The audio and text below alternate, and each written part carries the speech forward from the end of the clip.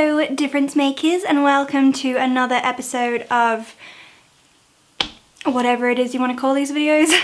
This week I am making a video that I love to watch on YouTube but have never actually made for this channel, which is kind of exciting, you know, like trying something new. This week, as you will see by the title, is a favourites video. But when I started this channel, I said I was going to make the type of videos that I want to make and make them in my own way. So today I'm not showing you a whole list of beauty and hair products, no. Today I'm going to be sharing with you some life lessons that I've learnt over the last month, some of the wonderful experiences that I've had some of the life experiences that I've had here in Sydney over the last month, and some of the literature and TV shows that have been inspiring me and making me think and stuff. Let's begin. Firstly is a fashion item actually, and it is dungarees. Now I'm wearing them now. Can you see? I don't know if you can see. Here is a clip of me wearing it so you can see it better. There you go. Ah, look. I used to wear dungarees as a kid, as I'm assuming any 90s born person out there would have, and it does feel a little weird to be wearing them as a 21-year-old, but they're comfy, man, and like, just an easy item, you know, like something you can just throw on in the morning and you can like jazz it up for wherever you're going and whatever you're doing that day. So basically it appeals to anyone who is as lazy as I am. My second item on my favourites list for July is a book, and I would like to recommend to you the sequel to Queen of the Tearling by Erika Johansen, The Invasion of the Tearling. Now I am only halfway through, but so far it is a really good book and I cannot wait to see how it finishes. I love Erika's writing. I love how it's like third person narration, but you know every single character's thoughts and feelings. Like, she manages to do it in such a way that you can live out the life of nearly every single character in the book. Guess if you're not a third person narration lover, you're not going to find it as easy to read and you probably won't like the book. But I like that concept, I like that style of writing. How you can follow the life of so many different characters and yet like not feel lost, not feel unconnected to the character. She really is able to create a beautiful world of the Tearling, which is like the group of people and the country, and also connects you one-on-one with the characters. The story is about a young woman who knows she's a queen but has spent all of her life kind of in hiding, learning for the future when she will become queen, but not really knowing when it's going to happen, not knowing when these men are going to come for her and take her to become crowned. That all happens in the first book. In this second book, Invasion of the Tearling, once again, little photo for you guys, a little photo reference. God, I'm weird. She has now ascended the throne and is living out her reign, and it's really cool to be able to see Erika Johansen's the working of her mind and how well she understands warfare. I mean, I feel like the first half of this book is just like this entire explanation of how the Tearling are going to defend their country, and yeah, it's just a good book. The second thing on my favourites list for July is a song.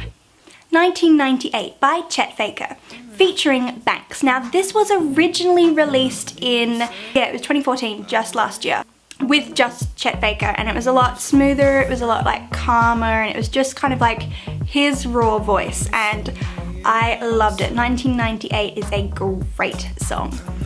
But it has just been re-released with the soulful vox Banks adding her lyrics to it. So if you're into Chet Baker or even Banks, check it out because it is such a good song. Thirdly on my list is an artist that I am loving. Now, to be fair, I have loved her since I found her in 2012. Gabrielle Alpin or Alpine, I'm not entirely sure how to say her last name. She has released a whole new lot of singles. Well, 3 I think is... how many? Let me think. What Did You Do, Heavy Heart, and Light Up the Dark.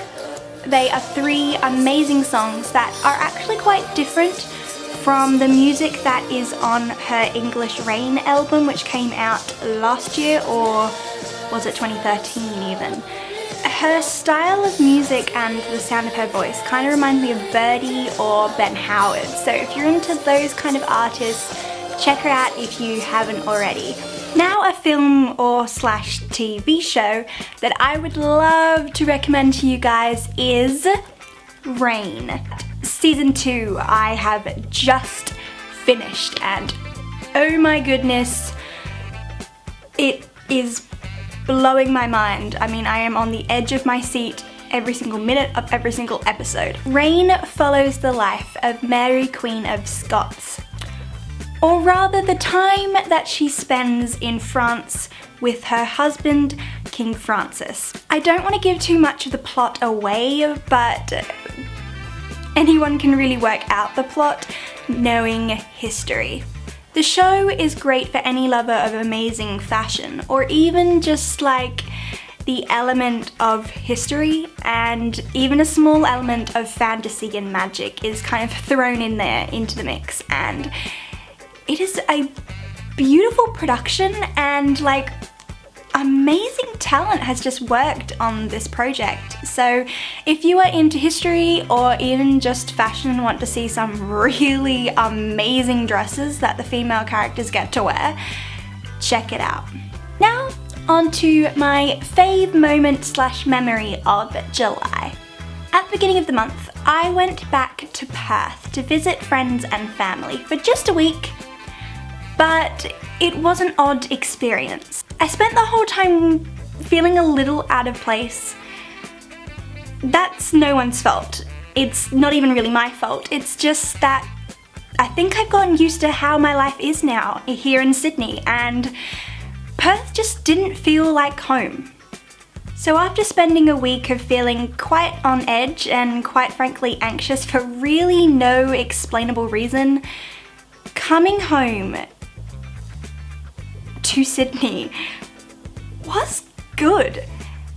My favourite memory of the month is the weekend that I had arrived back. I came home late Friday night. I pulled up in the taxi, I got out of the car, and waiting for me was my housemate. And we ordered pizza and we sat down and we watched a movie and we talked, and we phoned up our friend who also goes to college but doesn't live with us, and we just had a bit of a three-way conversation, and it was nice. And then that Saturday and that Sunday we spent heaps of times with our friends and our like Connect group girls, and it made me feel so much more at peace being here in Sydney. I had begun to realise during my week back in Perth that Perth, as I said, just wasn't home. But I think I was anxious because then I was like, well, where is my home? Shouldn't my home be where my heart is, and shouldn't my heart be with my family? But that weekend of coming back here to friends who see me, know me and accept me, back to friends who want to spend time with me and be a part of my everyday life, made me so happy and so much more comfortable with how my life is now. My life is 50 billion times better than what it was in Perth, and not to say that my life was absolutely terrible, it's just that I spent so much time wondering what I wanted to do with it, what I wanted to do with my life, and I didn't feel like Perth offered me too much opportunity. But since being here, I mean, I haven't even yet been here 6 months, and yet I still already feel like this is so so much better than anything I've ever experienced in my entire life. Not to say that it's easy. Oh my god, I feel like hitting my head against the wall every single moment of every single day because there's just so much to do and adult life is just so difficult. But it is amazing being here at college and studying acting and yeah, experiencing adult life. And last but not least for this week's video is a life lesson. Not everyone is going to like who you are, and that's okay. I've had to deal with that quite a bit throughout my life, but when I became an adult I thought that was going to be over. That we're all adults, so we're all mature and we'll all just be civil and get along. But we're also all human and we all have our own thoughts and all have our own opinions and our likes and dislikes, and we're not all going to get along. You don't need to please everyone. You don't need to try so hard to be who they want you to be. I mean, after all, there's no such thing as perfect, right? I think that all you can do is try to be the best version of you that you can be. Kind, considerate, humble, and polite. And if they don't like you, that's okay. Because difference makers, as you probably already guessed what I'm gonna say, it is not your excellence that makes you different, but your differences that make you excellent. And if you agree with me, join me and become a difference maker. Difference makers, if you liked this video, give it a thumbs up, and if you didn't, okay, be honest, be fair, give it a thumbs down, let me know. It's what they're there for, right? And in the comments below, tell me what you have learnt in the month of July. Just one lesson that you have learnt in the month of July. I would love to read them. And last but not least, just that way, yep, just that way, right next to this little clip, is my last video from last week. So if you haven't already seen it, go check it out.